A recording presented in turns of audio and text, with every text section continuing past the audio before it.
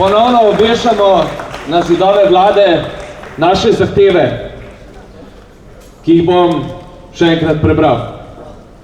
Mir, ne vojne. Dosledno spoštovanje 124. člena Ustave.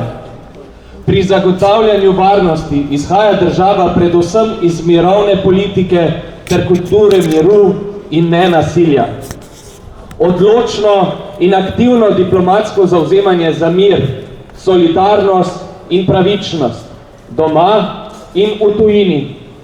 Več sredstev za razvoj, socialno varnost in javno infrastrukturo, ne za orožje in vojne dobičkarje.